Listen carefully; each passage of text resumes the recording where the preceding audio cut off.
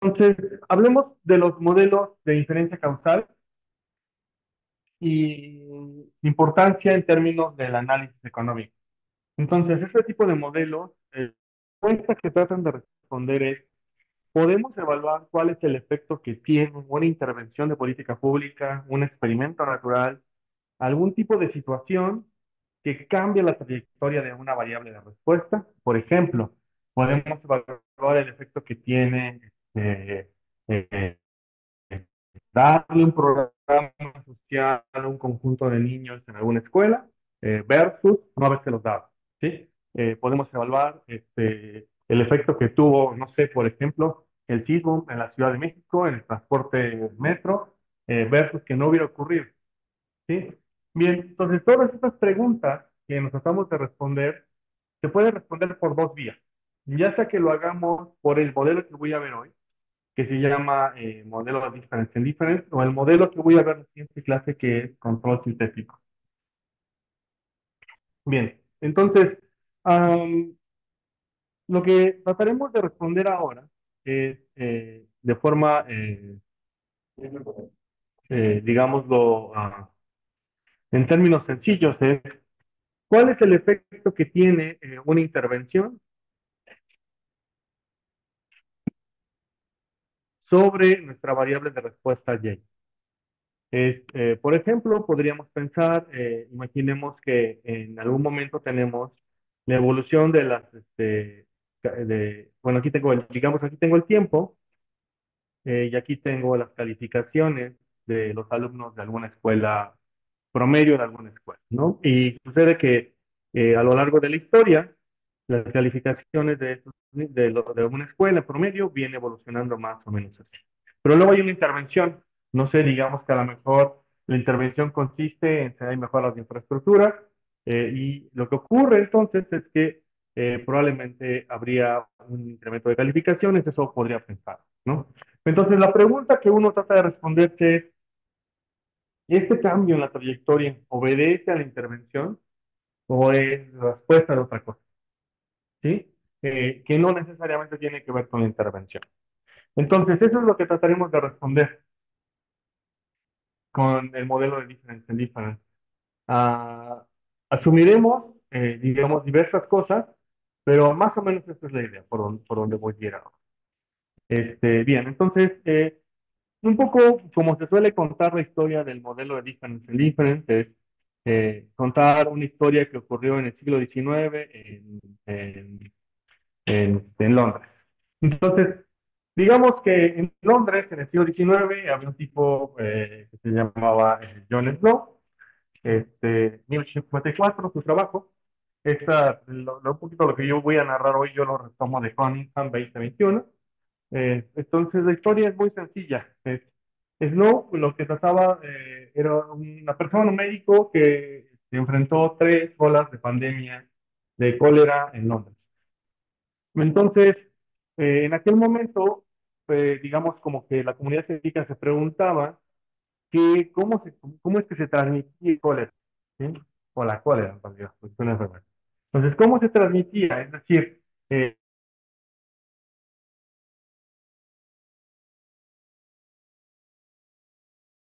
simplemente como un meme durante la pandemia, que retomaban como ese tipo de cosas, ¿no? De máscaras y demás cosas que sucedieron en aquellos momentos, sobre todo en la época de España, también con la gripe. Este, pero en general, Slow enfrentó, digamos, bueno, más bien que enfrentó, vivió las tres pandemias, las tres olas de pandemia de cólera, y observó tres cosas que le ayudaron a encontrar la causa, o cómo es que se transmite, no la causa, sino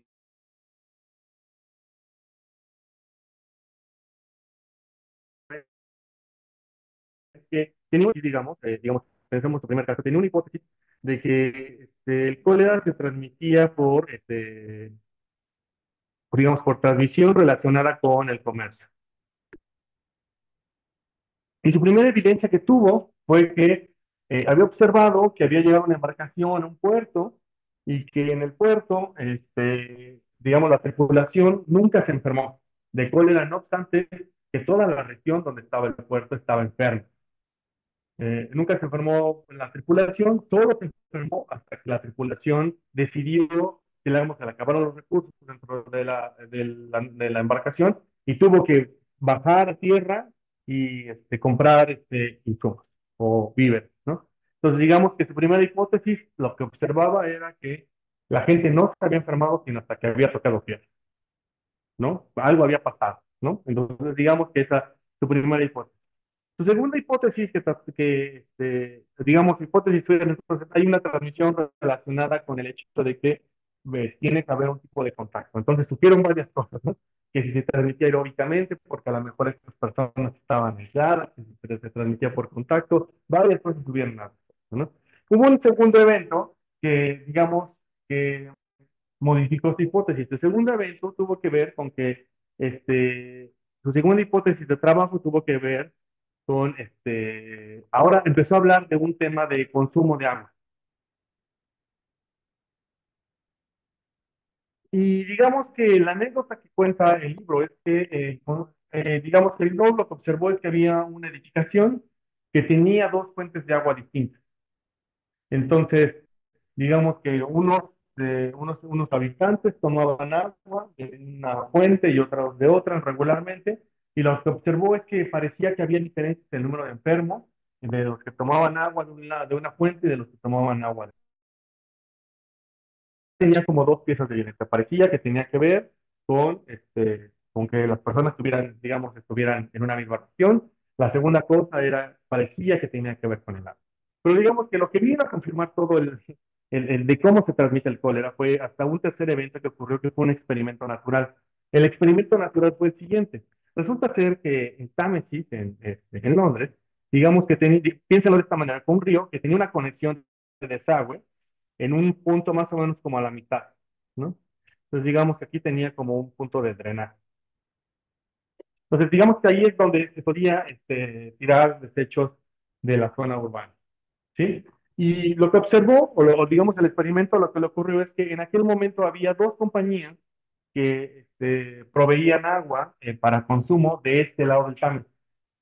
Entonces las dos compañías que proveían agua, una casualmente tomaba agua de una región, digamos, adquiría el agua de una región del Támesis más o menos por acá, y la segunda lo hacía por acá, asumiendo que digamos que la corriente del agua es hacia abajo, ¿no? Esa es la primera propuesta, ¿no? Y lo que notó fue que los usuarios de la primera compañía estaban notablemente menos enfermos que los usuarios de la segunda compañía. Entonces, eso le llevó a pensar que el problema tenía que ver con el agua, con la contaminación en el agua. Y digamos que esa ha sido hasta la historia de cómo es que llegamos a la conclusión de que la cólera se transmite por esta vía, ¿vale? Entonces, las estadísticas que construyó John Snow fueron las siguientes. Entonces, lo que encontró fue esto. Encontró que, digamos, esta primera compañía, en 1849 reportaban que sus usuarios había 135 enfermos por cada 100,000 habitantes, y luego en 1854 había 147. Y la segunda compañía observaba estos números de enfermos. Entonces se notaba, había una clara diferencia entre el número de personas enfermos y otros. Entonces, esto dio pie, o digamos, es como una anécdota que suele explicar cómo surge el concepto de difference difference, porque el concepto de difference difference lo que trata de cuantificar es la diferencia de media. Es cuál es la media observada dado un tratamiento respecto de la media observada, dado que no se observó el tratamiento. Entonces, solamente como recordando un poco de cómo es que ustedes hubieran hecho esto con sus conocimientos de estadística, ni siquiera de introducción, sino de estadística. Eh, Seguramente ustedes hubieran planteado este fenómeno como una prueba de hipótesis. Y la manera en que lo hubieran probado sería la siguiente, es decir, la media de enfermos de los que son atendidos por la empresa, la primera empresa, es igual a la media de enfermos de la otra empresa. Esa es la pregunta que se hubieran hecho. ¿Sí? O alternativamente, digamos, ya como diferencia de medias, la hipótesis hubiera sido la media de CB menos la media de L es igual a cero. En ese sentido es una diferencia de medias, ¿no? Entonces, ¿y cuál es la respuesta? Al menos de lo que vemos ahí, es que esto no es cierto, la hipótesis nula no es cierta. Tendría que haber una hipótesis alternativa, ¿sí? Eh, bien, eso es lo que vamos a tratar de hacer ahora en difference, en difference. Si lo hiciéramos por este camino, sería muy sencillo, solo tendríamos que construir una T. Nuestra T sería muy sencilla. Si ustedes se acuerdan de su T, de la T de student que ustedes seguramente hicieron, sería S de B menos M de L menos 0 entre la raíz cuadrada de la varianza de la diferencia de medio. Sí, no, espero que recuerden este método. Y esa es una T de student con n menos k grados de libertad. ¿Vale? Eso es lo que hubiéramos hecho. Hubiéramos seguido este camino. ¿Vale? ¿Dudas con mi planteamiento hasta este punto? Ahora, la técnica de difference en difference tiene una serie de supuestos.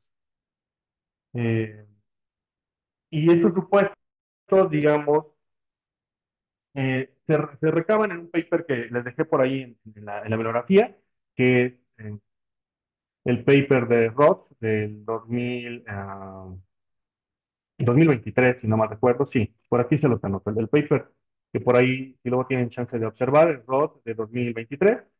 Este paper resume un poquito como cuáles son las condiciones que deberíamos seguir para implementar un difference en difference. Y yo lo resumiría en esto. Primero, ahí tengo un typo, pero bueno, no.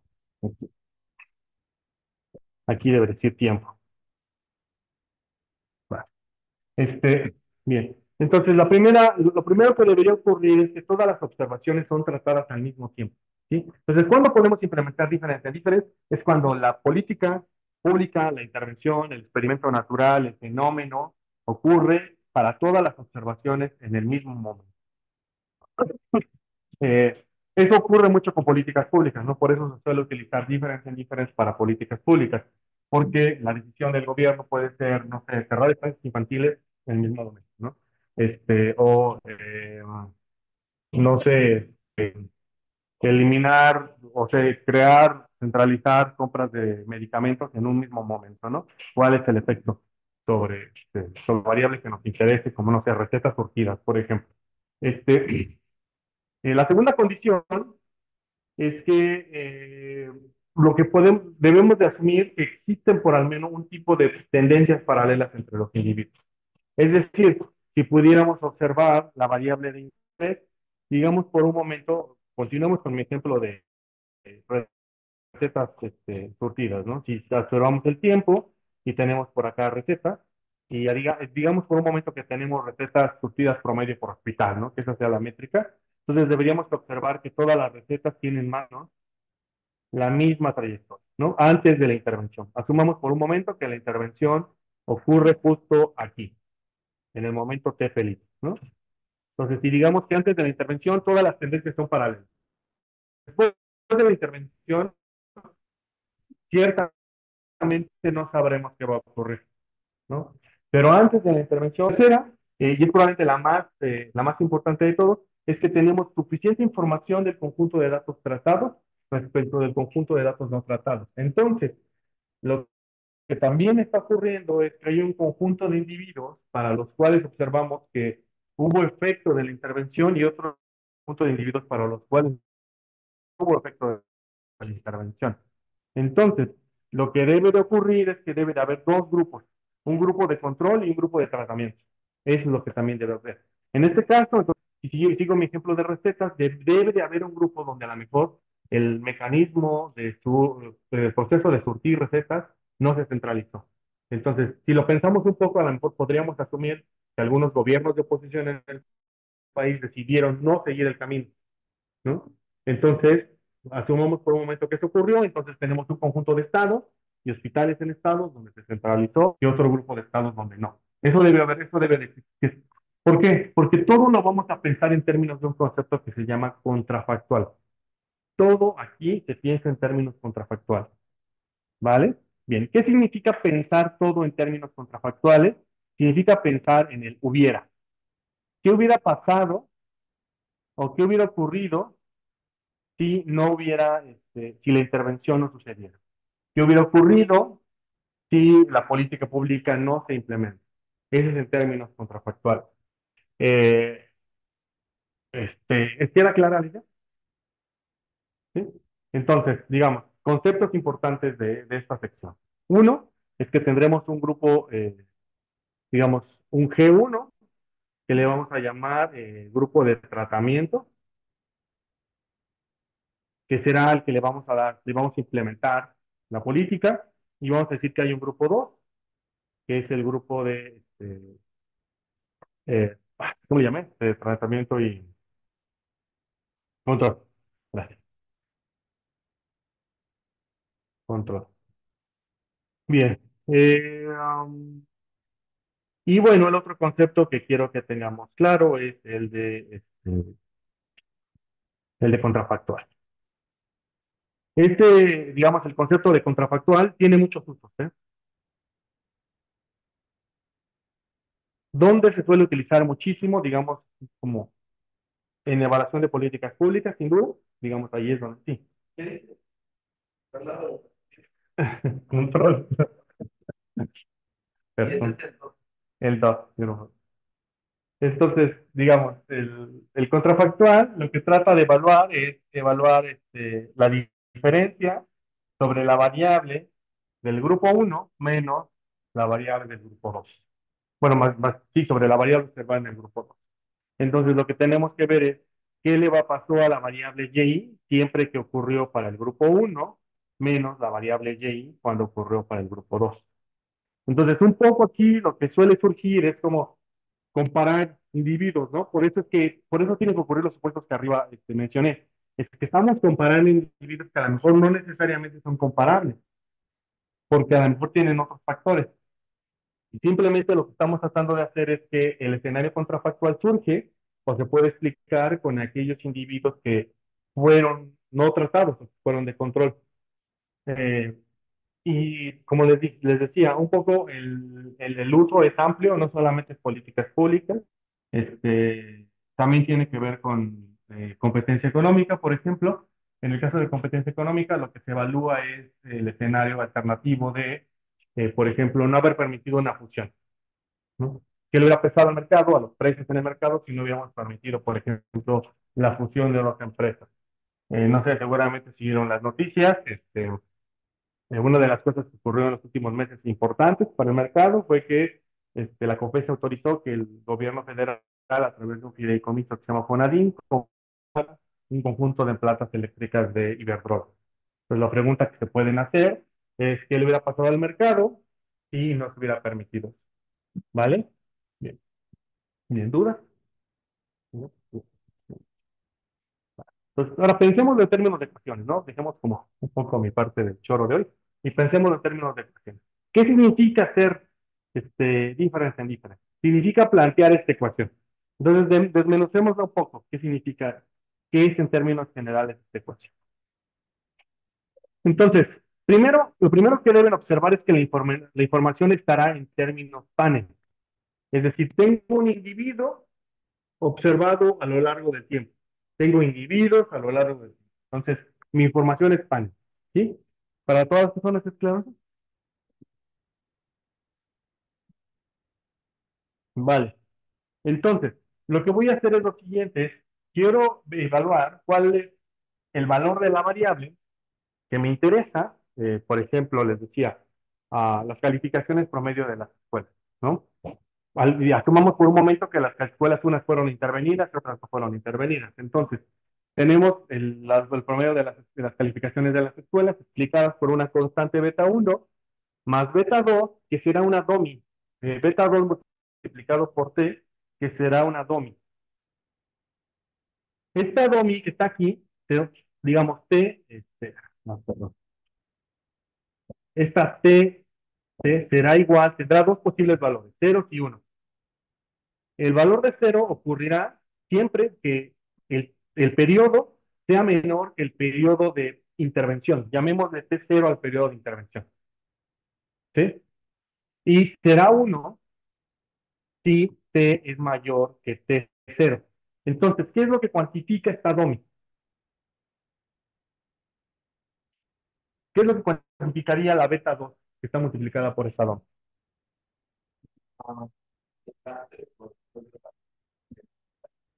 Si es cero, bueno, eso quiere decir que beta 2 solamente es válida siempre que ya ocurrió la intervención. Entonces, lo que está cuantificando beta 2, el efecto que tiene, digamos, los factores que están asociados con el momento durante el cual la intervención estuvo vigente. ¿Sí? Entonces, ¿qué está separando? Una de las cosas que está asumiendo, si lo quisiéramos ver un poco gráficamente, digamos, cómo se vería esa DOMI, lo que veríamos sería más o menos algo así. Entonces, lo que veríamos, el efecto de este sería la siguiente. Podríamos asumir por un momento que este es el tiempo y que esta es la variable y y t. Entonces, lo que veríamos es más o menos lo siguiente. Digamos que la variable viene con esta trayectoria y de repente ocurre T0, que es donde está la intervención, y asumamos por un momento que lo que ocurre es esto, sube y la trayectoria que sigue es esto. Entonces, ¿cuál es el efecto de B2? Beta 2 es este tramo. ¿No? Eso es lo que cuantifica esa DOM, beta, ¿no? Que, perdón, exacto, es más los grupos, pero de tiempo. Aquí estoy hablando de un grupo, el primer grupo que estoy analizando es el tiempo antes de la intervención y el tiempo después de la intervención. Sí, bueno, es un buen punto más. Podemos pensar el fenómeno no solamente como particionar grupo de tratamiento y grupo de control, sino también como tiempo de tratamiento y tiempo de control, no es tiempo donde se operó. Sí, es también una forma de pensar, ¿vale? Entonces, digamos que eso es lo que estamos observando, ¿vale? Bien, ¿duda con eso? No, hasta este momento el efecto de la intervención no, es el efecto de el tiempo.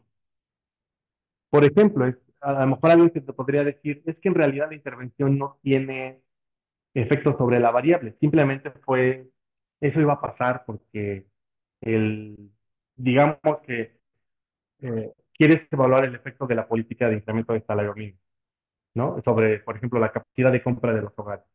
Y entonces alguien te podría decir, fíjate que es irrelevante tu análisis porque eso va a pasar, porque el crecimiento normal de la masa salarial y la trayectoria de precios iba a permitir que ese poder adquisitivo iba a ser así.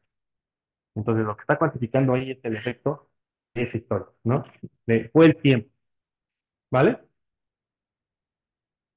Y podríamos hacer hipótesis incluso, preguntarnos si estadísticamente, esa es una de las cosas que, de formularlo así, es podríamos analizar si beta 2 es estadísticamente igual a cero, si el efecto del tiempo es nulo. Por ejemplo, nos podríamos preguntar, ¿es eso posible?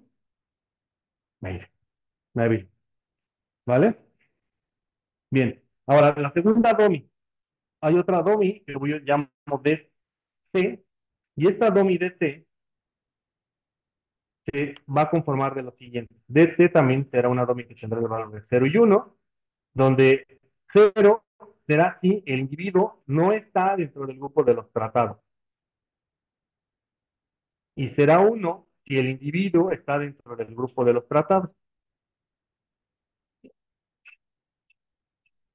Entonces, ¿se ve el azul o no se ve? Sí, ¿no? Creo que no se ve, ¿verdad? Voy a cambiar el color.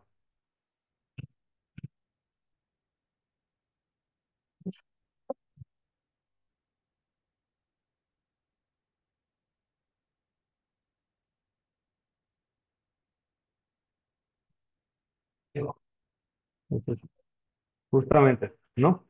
Entonces, digamos, dt es igual a 0 y 1. Entonces, sí, los individuos están dentro de los tratados, y será ahí si está dentro del grupo de los tratados, ¿vale? Entonces, la idea es esta, ¿qué es lo que cuantifica B3?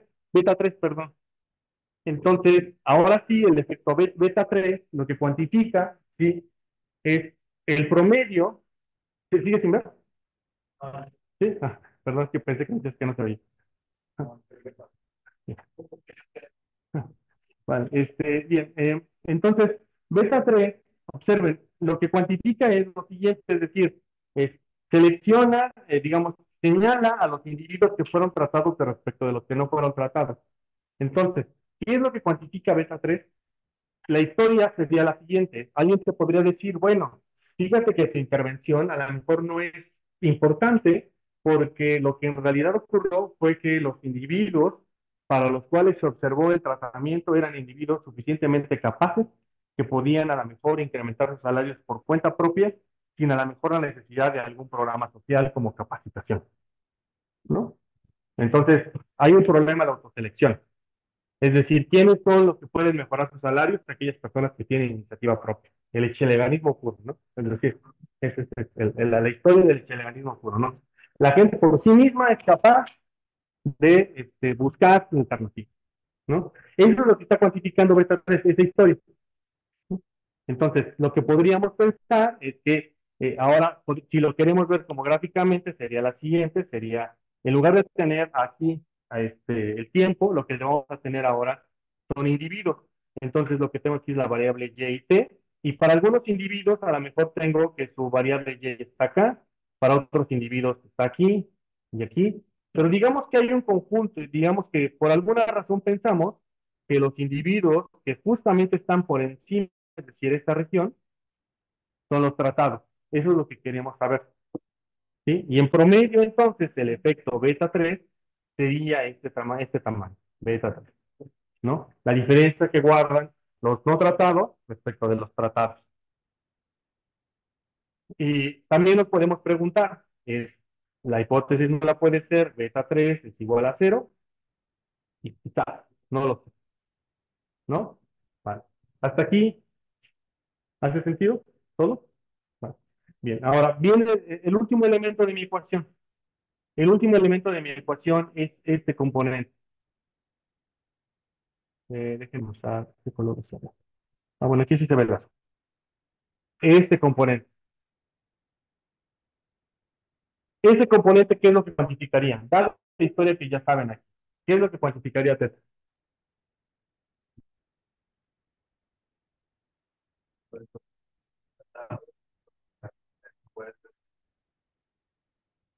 Del periodo de tratamiento. Entonces, ajá, T por D, lo que indica es una variable, bueno, es una variable indicadora que aporta, que digamos, lo que nos dice quiénes son los individuos que fueron tratados y su información después del periodo de tratamiento. Entonces, Z sería el coeficiente de diferencia en diferencia. Este es el coeficiente que nos interesa porque son los individuos que fueron tratados y su comportamiento después del periodo de tratamiento. ¿Vale? Sí. Beta 3. El promedio de ellos, de estos individuos, eso es a lo que me refiero. Sí. O sea, lo que estoy comparando es el promedio de los que están por aquí abajo respecto de los que están por arriba. Eso es beta 3. ¿Sí? No, esta es una multiplicación de vector entrada-entrada. Sí. Sí, ahorita lo dibujamos, si quieres, ya como más. El teta de ayer, ¿no? Este de acá, ¿sí? Es el coeficiente del efecto de diferencia en diferencia. El efecto del tratamiento, digo, ¿vale? Bien. Entonces, hagamos la matriz, porque probablemente eso es importante también, ¿no? Vale. Entonces, déjenme, voy a hacer aquí un pequeño. ¿Puedo mover mi pizarra, jefe? ¿Sí? Ok.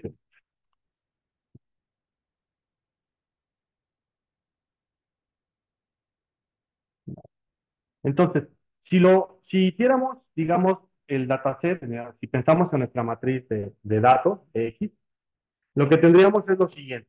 Primero aquí tendríamos la columna asociada a la constante, y la columna asociada a la constante son puros unos, ¿sí? Entonces, ahora, lo siguiente que tendría, digamos que esta es la constante.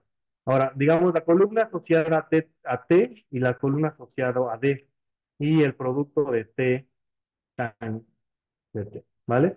Entonces, lo que diría yo es lo siguiente, si esta celda corresponde a un periodo después del tratamiento, toma el valor de uno. si no corresponde a un periodo de tratamiento, toma el valor de cero. Entonces, digamos que la observación que tenemos es esta. Entonces, solamente los unos están marcados si justamente esa celda corresponde a un T que fue el periodo de tratamiento. Y cero, sí. Y luego, D indicaría si el individuo fue tratado. Entonces, pensemos que el único individuo tratado fue este y este. Todos los demás fueron cero. Entonces, el producto de T por D sería el producto de esta columna, sería entrada a entrada. Lo que tendríamos entonces es que al final quedaría que esto sería cero, cero, uno, cero, cero. ¿Vale? Así se vería. Esa sería la estructura de la masa. No sé si con eso respondí la duda.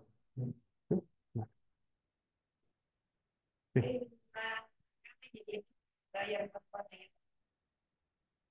Gamma y el X, perdón, un segundo. No, ¿a qué te refieres con el? Ah, ya, gamma X, sí. Sí. Y aquí todo lo que puede ir aquí en estas columnas que me faltan acá son otras variables de control. Sí, son control. Aquí pueden lo que ustedes quieran, ¿no? No sé, tal vez información de contexto como alguna variable macro, como inflación, alguna otra variable, ¿vale? Bien, pero digamos el core del difference and difference son estas tres columnas. Ahora, observen algo, un caso particular de esto. Si por un momento no tenemos información de variables de control, es decir, si no tenemos esto, entonces nuestro difference and difference se reduce a una prueba de hipótesis de diferencia de nivel. Esa es la conclusión. Si no hay variables de control, el difference en difference se reduce a una diferencia de de hecho, lo vamos a hacer en el ejercicio ahorita en Python. ¿Vale? Bien. ¿Dudas con este planteamiento? Ok. Vale. Entonces, ya en términos como de... Cuando ustedes hablen con un epidemiólogo, les va a mostrar este cuadro. Les va a decir, ¿cuál es el efecto de un tratamiento? Ah, bueno, es muy sencillo. Es, ¿eh? Efecto, la E es de efecto, exacto, del efecto. Entonces, el efecto es igual a lo siguiente: es el promedio, digamos, la variable observada, dado el tratamiento, menos la variable, eh, digamos, eh, exacto. La primera es cuando ocurre el evento, es decir, hay intervención. El promedio ocurrido, la variable observada una vez que ocurrió el evento, menos el promedio de la variable cuando no ocurrió el evento, pero ambos fueron tratados. Es decir, los mismos, piénsenlo de esta manera. Es como tienen dos personas, a una persona le dan una vacuna, y a otra persona, digamos, no, en este caso también le dan vacuna, pero observan, digamos, observan su comportamiento antes de que el evento, digamos, es enfermedad.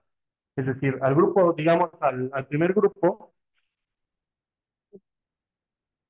digamos, este primer tramo, es, es una persona a la cual le damos la vacuna, pero que enfermó. Y esta persona que está acá es una persona que le dimos la vacuna, pero que no enfermó, ¿no? Entonces, ¿cuál es el efecto de la vacuna? Bueno, es la comparación de esa misma persona vacunada y no vacunada.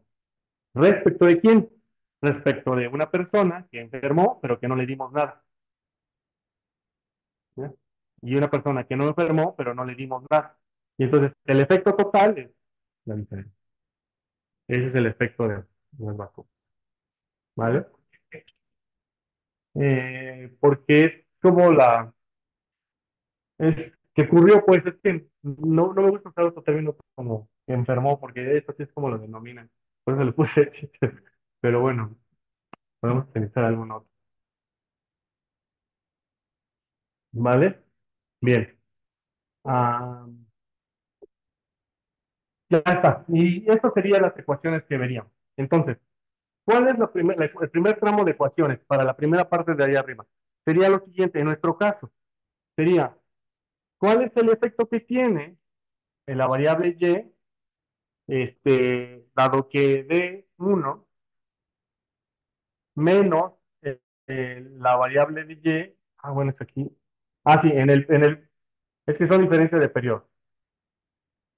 El periodo después, el periodo antes, dado que fueron tratados. El periodo después y el periodo antes, dado que no fueron tratados. Y esa es la ecuación que llegarían. Y entonces el efecto sería la diferencia entre esta ecuación y esta ecuación. Por eso es teta. ¿Sí? Por eso lo digo. ¿Vale? ¿Dudas con este planteamiento? Vale. Vayamos a Python ahora sí. A hacer algo ya. Bien. Entonces, en Python voy a trabajar con este archivo clase 11 que se llama difference, bueno, ¿cómo se llama? No sé, se llama difference and difference. Y vamos a trabajar con este Jupyter Notebook. Este Jupyter Notebook está basado en un trabajo de David Carr de 1993. Creo que por este tipo de trabajos fue porque le dieron el Nobel. No, no sé si Carr tiene Nobel. Creo que sí tiene, no me acuerdo. Este, pero digamos que él es el padre de los modelos de salario, del efecto de salario mínimo en los salarios. Entonces, David Katz lo que hace es lo siguiente, hubo un experimento natural, de hecho, en Estados Unidos, en 1992, lo que ocurrió fue lo siguiente, fue que en 1992, dos ciudades que están más o menos cerca, que son New Jersey y Pensilvania. New Jersey está aquí en la costa y Pensilvania está como a 4 horas más o menos conduciendo, un poquito más, como casi 5. Este, y entonces, son ciudades, digamos, cercanas. Entonces, lo que ocurrió, el fenómeno natural que ocurrió fue el siguiente. En una ciudad, en New Jersey, se incrementó el salario mínimo de $4.25 por hora a $5.05. Y en la otra ciudad se mantuvo. Entonces, digamos que el fenómeno fue, digamos, efectos naturales. Lo que tenemos son dos ciudades que, en teoría, pensemos en los supuestos. Estas dos ciudades, déjenme ir a mi pizarra. Vamos a ver si se cumplen los supuestos. Entonces, ¿todas las variables son tratadas al mismo tiempo? Sí. Segunda pregunta, ¿estamos seguros de que se pueden son tendencias paralelas? Sí, parece que sí, ¿no? ¿Tenemos suficientes conjuntos de datos tratados y no tratados? Bueno, eso vamos a preguntarnos, ¿no? Vamos a ver cuántos datos tenemos. Entonces, bien, digamos muchos, esa es la respuesta. Como que no te queden un periodo después de la intervención, ¿no? Un buen trato de decir. Series de tiempo, lo deseable sería que hubiera 100 y 100. Eso es difícil. Digamos que esa es la regla de observación de personas empleadas en restaurantes. Entonces, lo que trata de que es comparable. ¿Quién considera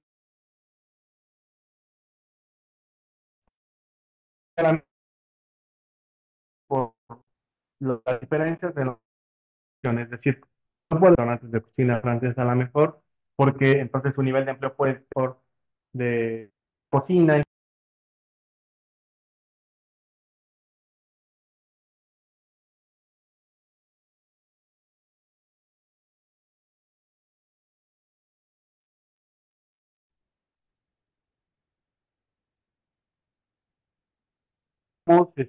Del mismo estilo, digamos que lo que tenemos son fast food, ¿no? Entonces son más o menos lo mismo. Ahí no hay mucha diferencia, ¿no? Son procesos básicamente industrializados, perfectamente estandarizados. Entonces, esa es la unidad de observación. Bien, entonces se observó, digamos, la información entre febrero de 1992 y noviembre de 1992. Entonces tenemos información mensual. Eh, Vamos a ver cuántos datos tengo. No me acuerdo cuántos tengo en cada uno, pero ahorita lo checo. Bien, ¿dudas con el planteamiento? Bien. Entonces vamos, voy a utilizar estas bibliotecas. Creo que de aquí no estoy utilizando nada nuevo. Tal vez solamente, no, de hecho no. Voy a leer la tabla de datos y la tabla de datos se ve de esta manera.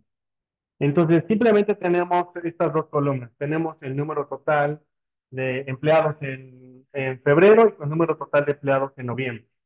¿Sí? Entonces, a tu pregunta, ¿cuántos datos son suficientes? Si observas aquí solamente tenemos 2 meses, un mes y otro. ¿Qué es lo que está variando muchísimo entre los 2 meses? Los individuos, ¿no? Entonces, por fortuna, como esto es un panel, la manera en que podemos crecer un panel son por 2 vías. O lo crecemos en tiempo o lo crecemos en individuos. Y lo vamos a crecer en individuos, ¿vale? Bien. Entonces, ¿cuántos elementos tenemos? Tenemos información de 384 restaurantes, observando su empleo en febrero y su empleo en noviembre. La variable state indica el estado, creo que arriba lo puse, creo que cero es New Jersey, si no mal recuerdo, déjame ver. Sí, cero es New Jersey y uno es Pensilvania. Bien, así es como podríamos ver nuestros datos, todos están llenos, es decir, no tenemos información faltante. Entonces, vamos a hacer un análisis descriptivo muy rápido. Entonces, ahora, calculemos el promedio de empleo por grupo. Entonces, ¿quién es la variable tratada? La variable tratada es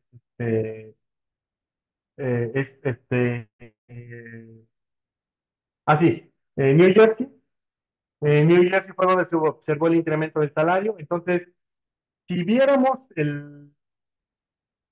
¿cuál sería el efecto aquí si lo quisiéramos cuantificar? El efecto del tratamiento. ¿Cómo sería?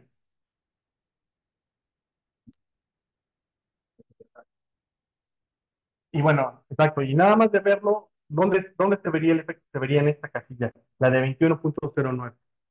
¿Sí? Entonces, nada más de ver estos datos, ¿qué es lo que podemos pensar? Que sí hubo un efecto en el empleo, ¿no? Solamente por haber incrementado el salario, el empleo en la ciudad pasó de 23.38 empleados por restaurante a 21, ¿sí? Se redujeron casi en 2 empleados el número de personas. Y en el otro estado donde no hubo modificación del salario mínimo, de hecho, se mantuvo y probablemente se incrementó un poquito, ¿no? ¿Vale? Entonces, ¿cuál es el efecto del diferencia en diferencia? Sería la diferencia entre el segundo renglón, bueno, la diferencia del primer renglón menos la diferencia del segundo renglón. Esa sería la diferencia del efecto. ¿Vale? Bien. Vayamos entonces a hacerlo un poquito. Entonces, esa es una forma de mostrarlo, pero entonces el efecto descending sería este, sería la media después, medio la media antes, la media después, pero la media después, y media después, media antes, y entonces el efecto descending sería 2.75. ¿Sí? Ese es el efecto de la política. Bien. Y en este caso particular que estamos analizando, solamente tenemos de variables de control, se implementó o no se implementó, las fechas en que se implementó la política. Entonces, no tenemos más variables de control, probablemente ya hubiéramos acabado. Con esto sería suficiente. ¿Sí? Ahora bien, ¿cuál sería una formulación? Ya digamos en términos formales, debería ser una regresión más o menos como este estilo. Entonces, primero voy a acomodar los datos de una forma particular. Entonces, primero lo que voy a hacer es apilar la información en una sola columna de total de empleados. Voy a crear las dos DOMIs, la DOMI de D y la DOMI T, con este código que está aquí, ¿no? Entonces, ¿qué es lo que cuantifica D? Es los tratados y no tratados, y T, el tiempo antes y el tiempo después. ¿Sí? Entonces, lo único que voy a hacer es eso, agrupo la información y lo que tendría es mi dataset de esta manera. Entonces, se ve más o menos como la lógica que yo les hablo, ¿no? Que es los unos son los cuando fueron tratados, entonces es un dato de Pensilvania, este, no, de New Jersey, perdón, y los ceros son un dato de Pensilvania. El T1 es el tiempo después y el T0 es el tiempo antes.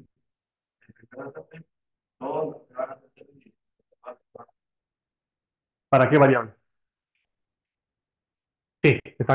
Sí, eso sería. Sí, la primera columna todos serían cero y la segunda todos serían.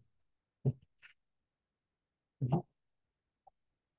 Vale, bien, entonces ya nada más lo único que hago es la multiplicación y se vería de esta manera, ¿no? Bien, hagamos la regresión, muy sencilla. Ahora, entonces, es una regresión que lo único que tiene de variables de control son las DOM. No tengo otras variables de control. Entonces, por eso es que en este caso particular sí puedo implementar una diferencia de medias como la que hice arriba, simple y llana, y el camino largo sería hacer esta regresión. Hagamos la regresión y esto es como se ve. Entonces, el efecto es este, exactamente el que nos había salido, ¿no? Ahora la pregunta, al bueno de hacerlo por aquí, es que podemos respondernos que es significativo. ¿El efecto es significativo? No, no. Estadísticamente es cero. Sí. Mm. Sí, se puede. Sí, sí, sí. ¿Lo cambia qué? Ajá.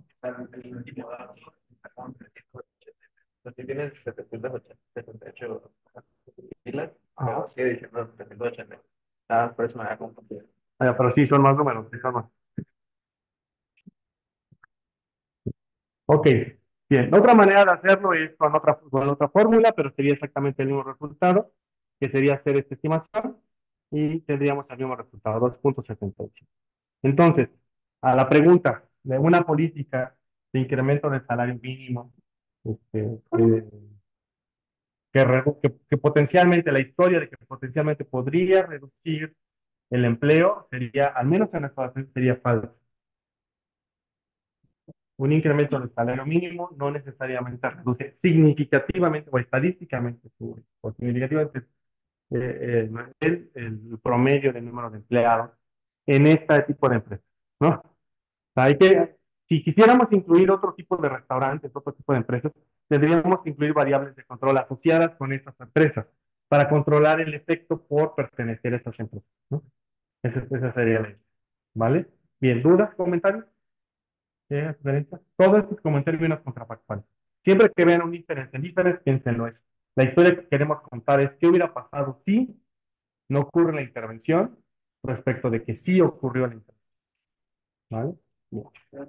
Este, para en este caso sería que el aumento de su salario no impactó de alguna manera a la tendencia, a las condiciones para generar esta tendencia positiva. Sí, más bien, o que no la desvió suficientemente, con una, no la desvió suficientemente con un efecto amplio respecto de la trayectoria que hubiéramos observado, sino ese es, en este caso, si el incremento de salario es mayor, tal vez, tal vez, pero no lo observamos, ese es el punto, todavía no no, ¿vale? Bien. ¿Dudas? ¿Comentarios? Vale. Lo que voy a hacer la siguiente clase es hablar entonces de, bueno, si estos son los supuestos del, del modelo, bueno, siempre que hacemos cosas en estadística nos gusta romper los supuestos, es decir, ¿qué pasa si empezamos a romper algunos supuestos? Bueno, la técnica que voy a ver en la siguiente clase es, ah, voy a romper el supuesto de las observaciones. A lo mejor tengo menos observaciones y ya. Ese es el único supuesto. Porque esa es la otra cosa que va a pasar. ¿Qué pasa? Lo que pasa mucho en políticas públicas es que a veces la información no la recolectamos a nivel desagregado, sino la recolectamos, por ejemplo, a nivel país o a nivel ciudad. Entonces, eso es lo que vamos a hacer. ¿Cómo podríamos, qué alternativa tendríamos a un difference en difference que no podemos tener microdatos, pero tenemos un nivel agregado de información? Es lo que voy a hacer y eso se llama control sintético. ¿Vale? Bien. Bueno, les veo ¿qué día es hoy? Miércoles. El lunes. El lunes.